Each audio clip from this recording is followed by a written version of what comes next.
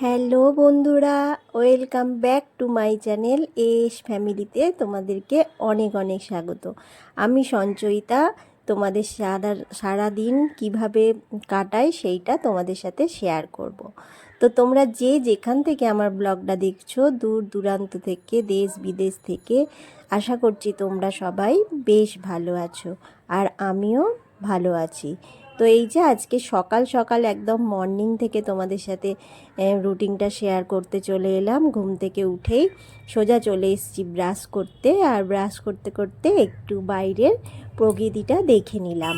তো আজকে হচ্ছে শনিবারের ব্লগ তোমাদেরকে দিচ্ছি, কিন্তু আমি রবিবার দিন দুপুরবেলায় বসেই ভয়েস দিচ্ছি। এইটা আমার এই অভ্যাসটা গেল না। আমি রাত্রে কোনো দিন ভয়েস দিতে এনার্জি পাই না, কেন জানি না। তো এই যে এখন আমি ভালো করে ব্রাশ করে মুখ ধুয়ে নিচ্ছি। মুখ ধুতে ধুতে একটুখানি বাইরের প্রকৃতিটা দেখছিলাম জানালা দিয়ে। তো বেশ কুয়াশা মতন হয়ে আছে, তো সেই জন্য একটুখানি খুললাম, পুরোটা খুললাম না, কারণ ডাইনিংয়ের ভীষণ হাওয়া দেয়। শীতকালে ডাইনিংয়ের জানলা খোলাই যায় না এরকম, মানে সকালবেলায় ওই 9টা ফটা করে একবার খুলি, আবার ওই 11টা করে 12টা করে বন্ধ করে দিতে হয়, এত হাওয়া দেয়। আর এখন তো জেনি আছে, জেনি ডাইনিংয়ে বেশিরভাগ সময় থাকে, যেহেতু আমরা ডাইনিংয়ে বেশিরভাগ সময়টা কাটাই। তো ও তো আমরা যেখানে থাকবো ও সেখানেই থাকবে, তো সেই কারণে ও ডাইনিংয়ে থাকে, ওর গায়েও হাওয়াটা লাগবে।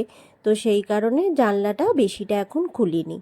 আর এই যে আমি তোমাদের সাথে কথা বলতে বলতে দেখো মুখ ধোয়া হয়ে গেল, মুখে ফ্রেশ ওয়াশ দিয়ে ভালো করে মুখটা ক্লিন করে নিলাম। সারা রাত্রির পর ঘুম থেকে উঠে না এই ফ্রেশ হলে এত মনটা ভালো হয়ে যায়, তোমাদের কি বলবো। তো তারপর বাসি জামা কাপড় ছেড়ে নিলাম, ছেড়ে নিয়ে একদম চলে এসেছি চুল আঁচড়াতে।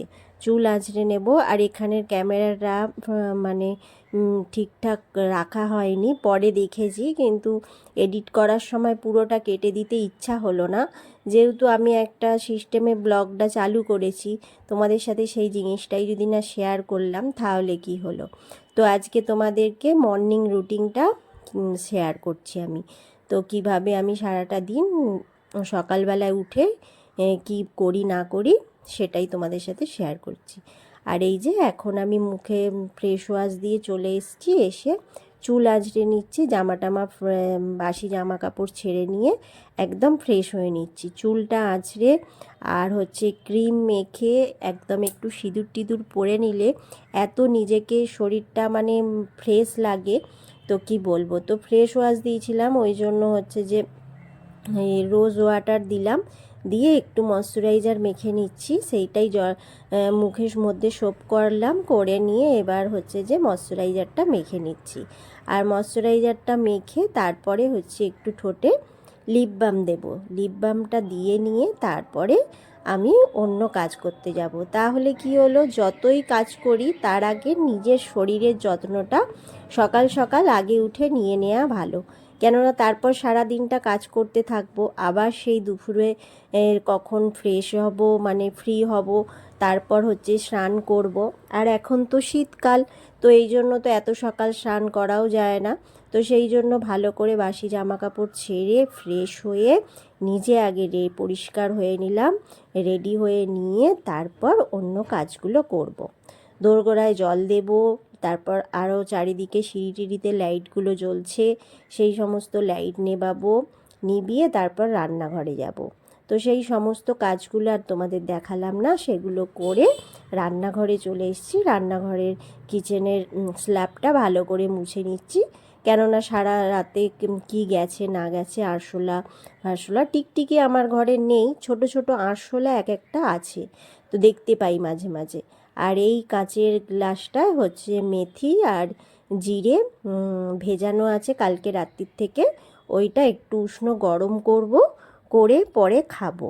তো সেই কারণে ওটা ভিজিয়ে রেখে দিয়েছি কালকে রাত্রিবেলায়। তো এখন ভালো করে গ্যাস ট্যাসগুলো সমস্ত কিছু মুছে নিচ্ছি, মুছে নিয়ে তারপরে অন্য কাজ করব। গ্যাস অম্বল কমানোর জন্য যে যা বলে সেটাই শুনি, জানো তো। কালকে আমার একটা বন্ধু বলল যে মেথি আর জিরে হচ্ছে ভিজিয়ে রেখে প্রত্যেক দিন উষ্ণ গরম করে সেটা খা, দেখবি ভালো হবে। আর তার আগে মা ফোন করেছিল, মা বলল যে মাও সেম এটাই বলছিল যে মেথি ভিজানোর জল খা আর থানকুনি পাতা খা। তো থানকুনি পাতাটা আমি খাওয়া চালু করে দিয়েছি 2-4 দিন হলো। কারণ হচ্ছে কি বলো তো, আমার ভীষণ গ্যাস অম্বল হয় অতিরিক্ত পরিমাণ, আর হচ্ছে প্রত্যেক দিন পটি ক্লিয়ার হয় না। ক্লিয়ার মানে কি, এক একদিন পটি হয়ই না। তো সেই কারণে ওই থানকুনি পাতাটা ভিজিয়ে রাখলাম একটু, রেখে আর হচ্ছে যে অন্যান্য কাজগুলো করে নিলাম। করে নিয়ে এখন হচ্ছে থানকুনি পাতাটা চিবিয়ে খেয়ে নেব, পানের মতন করে চিবিয়ে খেয়ে নেব। আর দেখেছো আমার সাথে সাথে ডগিটা কেমন ঘুরছে আর কি করছে।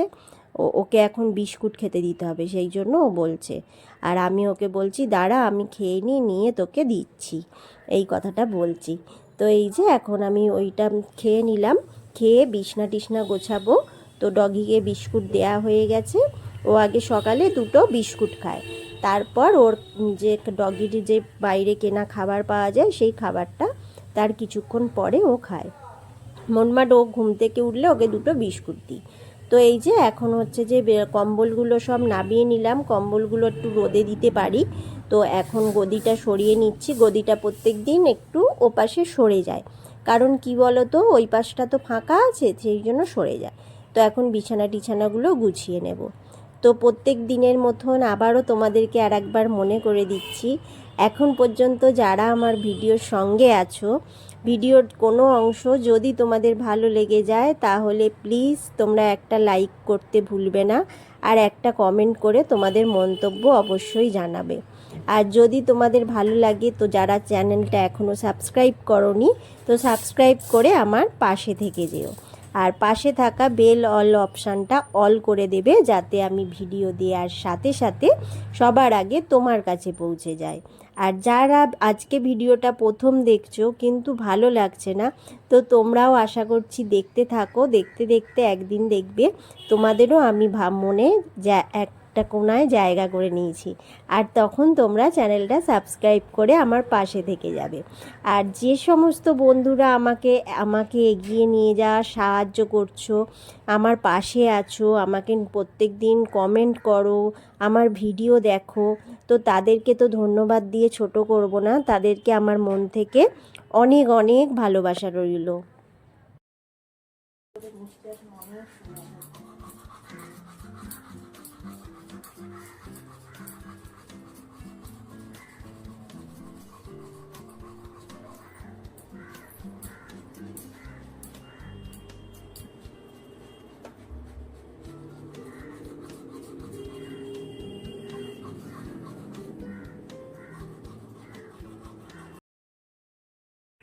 এবার আমি ওকে খেতে দিয়ে আর আমি সেই উষ্ণ জল গরমটা খাওয়া দাওয়া করে খেয়ে এখন চলে এসেছি আমি খাট মুছতে।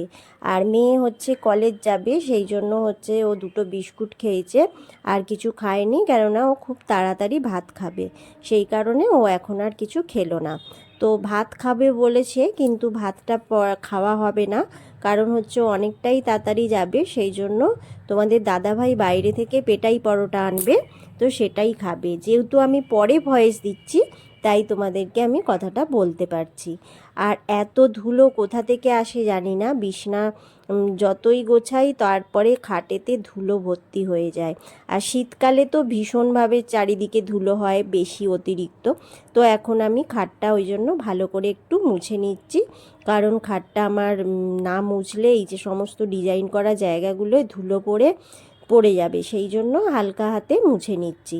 আর প্রত্যেকটা ফার্নিচার প্রত্যেক দিন মোছা তোমাদের সাথে যদি শেয়ার করতে যাই ভিডিওটা অনেক বড় হয়ে যায়, তো সেই কারণে প্রত্যেকটা জিনিস প্রত্যেক দিন দেখাই না, যেটা যতটুকু মনে হয় যে এটা আজকে দেখাই, এটা অনেক দিন দেখানো হয়নি, তো সেটাই দেখাই। না হলে কিন্তু আলতো হাতে প্রত্যেক দিনই প্রত্যেকটা ফার্নিচার যখন হোক সময় করে মুছে নিই। অনেক সময় কি হয় বলো তো, শীতের বেলা, তো শীতের বেলায় সব কাজ সকালে করে সম্ভব হয়ে ওঠে না, অনেক সময় দুপুরবেলায় আমি কি করি, এই সমস্ত ফার্নিচারগুলো টুকটুক করে মুছে নিই, এই সমস্ত করি। সব সময় যে সকালেই বাসি কাজ সারতেই যে সব কাজ করি সেটা না। তো বড় ঘরটা বিছনা গোছানো হয়ে গেল, তোমরা দেখতেই পেলে। আর ছোট ঘরে সেরকম আমার কাজ থাকে না, ওই বিছানাটা একটুখানি না ঝাড়লে নয়, যতই হোক সারা রাত্রি থাকে। তারপর মেয়ে পড়াশোনা করে, তো মেয়ে দেখলাম বই টইগুলো তুলে রেখেই দিয়েছে, তুলে রেখে শুয়েছে রাত্রে। তো সেই জন্য এখন আমার তাড়াতাড়ি হয়ে গেল বিছনাটা গোছানো, ছোট ঘরের বিছনাটাও গোছানো হয়ে গেল। আর এখন বালিশগুলো বালিশের জায়গায় রেখে দেব। আর এই ঘরটায় না শীতকালে ভীষণভাবে বিছনায় রোদ আসে, একটু পরে জানালা খুলে দিলে সারা মানে প্রচুর রোদ আসবে। আর এই বড় ঘরটায় দুপুরবেলায় মানে ওই 10টা করে রোদ আসে। তো এই যে আমার সমস্ত ঘর কমপ্লিট হয়ে গেছে গোছানো। আর মেয়ে এখন ওই যে কলেজ যাবে বলে খেতে বসেছে, ওর বাপি হচ্ছে পেটাই পরোটা আর তরকারি এনে দিয়েছে, সেটা খাচ্ছে। তো ওর খাওয়া হয়ে যাওয়ার পরে আমি ডাইনিংয়ের বিছানাটা ঝেড়ে নিচ্ছি। কারণ কেন বলো তো, ও তো খাচ্ছিল, আর ডগি আছে মানে জানোছো তো, ডগির অল্প হলেও লোম থাকবে, লোম থাকবে না এটা হতেই পারে না। তো সেই জন্য বিছানাটা পরে ঝাড়ছি। আর ঝেড়ে তারপরে হচ্ছে যে ঝাঁট দেয়া হবে, মোছা হবে। তো এইগুলো করতে করতে সকালবেলায় কতটা সময় চলে যায়। আর দেখো আমার শুধু খেতে দেওয়ার পালা। এই যে আবার এবার ডগিকে তার মানে বাইরের যে ফুড খাবারটা খায় সেই খাবারটা এখন তাকে খেতে দিচ্ছি। বললাম না যে ও 2টো বিস্কুট খায়, তার কিছুক্ষণ পরে ও ওইটা খায়। তো ততক্ষণ আমার কাজগুলো আমি করে নিলাম, আর ও হচ্ছে লক্ষ্মী সোনার মতন খেয়ে নেবে। ও কোনো দুষ্টুমি করবে না, ও চুপচাপ খেয়ে নেবে, জানো তো।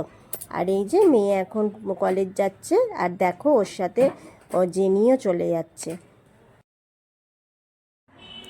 ঘর দালান সমস্ত কিছু মুছে নিয়ে সোজা রান্নাঘরে চলে এসেছি। আর রান্নাঘরে অনেকক্ষণই এসেছি, এনে রান্নাঘরের সমস্ত জোগাড়গুলো করা হয়ে গেছে। আদা রসুন পেস্ট করা হয়ে গেছে, পেঁয়াজ পেস্ট করা হয়ে গেছে, কাজু কিচমিচ তারপর পোস্ত সমস্ত কিছু পেস্ট করা হয়ে গেছে। আর যে তোমরা হচ্ছে এখন ক্যাকড়াটা দেখলে, ক্যাকড়াটা আমি এখন রান্না করব না, ক্যাকড়াটা না আমি দুপুরের পরে রান্না করব। আর সেই রেসিপিটা তোমাদের সাথে অন্য কোনো ব্লগে শেয়ার করে দেব। কারণ হচ্ছে যে ভিডিওটা অনেক বড় হয়ে যাবে কাঁকড়ার রেসিপিটা পুরোটা দেখাতে গেলে। তো সেই জন্য ওই রেসিপিটা তোমাদেরকে এর পরের দিনের ব্লগের সাথে তোমাদের শেয়ার করে দেব। আর ওই রান্নাটা এখন করতে গেলে আমাদের খেতে দেরি হয়ে যাবে, সেই কারণে আমি কি করছি যে কাঁকড়াটা তাহলে আমি ওই তিনটে দিক করে রান্না করব। আর এখন আমি যেই রান্নাগুলো করার করে নিই। তো এই যে পালং শাক এইগুলো কাটাকুটি করে নিয়েছি, তো এই পালং শাকটা বসিয়ে দিচ্ছি এদিকে, আর ওদিকে ভাত বসিয়ে দিয়েছি। আর ওইটাই হচ্ছে আর একটা কড়াই হচ্ছে এখন চিংড়ি মাছের মালাইকারিটা করে নেব। আর পালং শাক রান্না সবচাইতে সহজ আমার মনে হয়। একটু 5 ফোড়ন সর্ষের তেলে ফোড়ন দিয়ে দিলাম, আর একটু নুন হলুদ আর জিরে গুঁড়ো সামান্য দিয়ে আর চাপা দিয়ে এখন রেখে দেব, কারণ ও থেকে তো জল বেরোবে। আর এদিকে কড়াই সর্ষের তেল গরম হতে দিয়ে দিয়েছিলাম, চিংড়ি মাছগুলো হালকা করে ভেজে তুলে নেব। আর এগুলো হচ্ছে চাপদা চিংড়ি, তো এইগুলো খেতে খুব সুন্দর লাগে খেতে, জানো তো, আমার তো ভীষণ ভালো লাগে। তো সেই চিংড়ি মাছগুলো এখন হালকা করে লাল লাল করে ভেজে নেব। খুব বেশি চিংড়ি মাছটা ভাজলে শক্ত হয়ে যায়, সেই কারণে হালকা করে ভাজবো। আচ্ছা, আমি কয়েকদিন ঠিকঠাকভাবে ব্লগ প্রত্যেক দিন শেয়ার করতে পারছি না। আমাকে কোন কোন বন্ধুরা মিস করছো মানে আমার ব্লগ দেখার জন্য, যে কেন দিচ্ছে না আমাকে কমেন্ট করে জানিও তো, যে আমার কোন বন্ধুরা আমাকে মিস করছে যে আমি ব্লগ প্রত্যেক দিন দিচ্ছি না বলে তাদের মনে হচ্ছে যে কেন ব্লগ দিচ্ছে না। আমার আসল কথা হচ্ছে যে আমার শরীরটা অনেক দিন ধরেই ঠিকঠাক যাচ্ছে না বলে আমি ডেলি ব্লগ শেয়ার করে উঠতে পারছি না। আগে তো দেখতে আমি প্রত্যেক দিন যেমন মানে যেরকম হোক সে মানে ব্লগ শেয়ার করতাম, কিন্তু এখন অনেক অ্যাবসেন্ট হয়ে যাচ্ছি। তো যাই হোক, তোমরা একটু ম্যানেজ করে নিও, আর তোমরা আমার পাশে থেকো, সাথে থেকো। আরও একবার আমি একটা মেন কথা বলছি, অনেক নতুন বন্ধু আসছো আমার চ্যানেলে, কিন্তু তোমরা হয়তো জানো না, ভুলবশতই বলছো যে আমি তোমার চ্যানেলে এলাম, ভালোবাসা দিয়ে গেলাম, গিফট রেখে গেলাম, তুমি আমার পরিবারে এসো। এই কথাগুলো তোমরা কারোর চ্যানেলে গিয়ে কমেন্ট করো না, তাহলে চ্যানেলটা আমার থেকে বেশি তোমার চ্যানেলে ক্ষতি হবে। আর যারা এই কমেন্টগুলো করছো তাদের কিন্তু আমি লাভ রিয়্যাক্ট দিচ্ছি না, কারণ হচ্ছে যে আমি ওটা দিলে আমার নিজেরই ক্ষতি হবে। তো তোমরা ওরকম কিছু করতে হবে না, তোমরা এসে শুধু কমেন্ট করে যেও, মন্তব্য রেখে যেও, যে যেই ভিডিওটা দেখলে সেই ভিডিওর মধ্যে কিছু মন্তব্য করে যেও। আমি নিশ্চয়ই বুঝতে পারবো যে তুমি আমার চ্যানেলে আজকে নতুন এসছো, নতুন কমেন্ট করেছো, আর কমেন্ট করেছো যখন নিশ্চয়ই তুমি আমার পরিবারেরই একজন হয়ে গেছো। তাহলে আমিও তার পরিবারে গিয়ে ঘুরে আসবো আর একজন হয়ে যাব। তো তোমাদের কাছে আমি এটা বললাম, তোমরা কিছু মনে করো না, হয়তো তোমরা জানো না বা জেনে যদি করে থাকো সেটা বেকার করছো, কেননা আমি কিন্তু তোমাদেরকে ভালোবাসা দেব না যদি তোমরা না এই ভুলগুলো শুধরে নাও। তো যাই হোক, তোমরা কিছু মনে করো না, এটা বলতে আমি বাধ্য হলাম, কারণ হচ্ছে যে ইউটিউবের তো অনেক কিছু নিয়ম আছে, সেই নিয়মের বাইরে তো আমরা যেতে পারি না। তো সেই কারণেই কথাটা তোমাদেরকে বললাম। তো এই যে এখন আমি চিংড়ি মাছের মালাইকারিটা বসিয়ে দিয়েছি, আর ওদিকে পালং শাকের তরকারিটা হয়েই এসছে।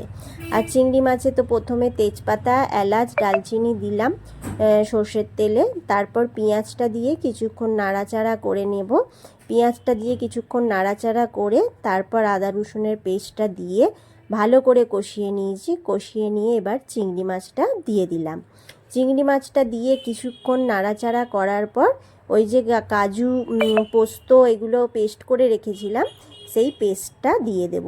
চিংড়ি মাছটা খেতে খুব টেস্টি হয়েছিল জানো তো বন্ধুরা। তো পরে ভয়েস দিচ্ছি বলে বলতে পারছি, খুব টেস্টি হয়েছিল। হালকা ঝাল দিয়েছিলাম, বেশি অতিরিক্ত ঝাল দিইনি, কিন্তু খুব সুন্দর হালকার মধ্যেই হয়েছিল। অল্প তেলেই রান্না করেছি, যেহেতু অল্প তেলই খাচ্ছি এখন, বেশি তেল খাওয়া হচ্ছে না।